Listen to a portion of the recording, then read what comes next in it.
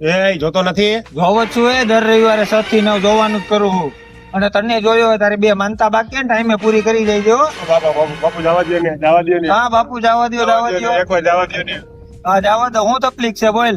બાપુ મારા લગ્ન નથી થતા. હા તો રવિવારે 6 થી 9 આવી જાય જા, જોઈ લેવું તારું હોતે.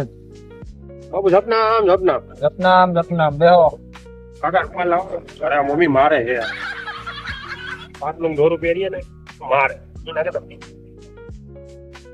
બાપુ આપણે તેથી ભેરા થયા હતા, યાદ છે તમને? ભટકાણા હતા ને.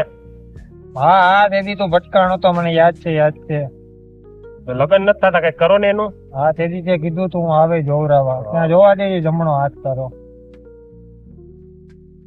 આમાં તો બટા તારે લગ્ન ની કોઈ રેખા છે નહીં.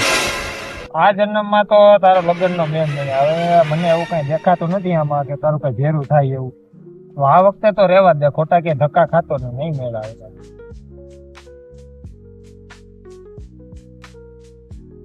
6 months later. કાકા હા હવે તેથી ઓલા બાપાને જોવડાવવા નતા ગયા. હા એ બાપા મને ખોટા લાગે. એવું છે.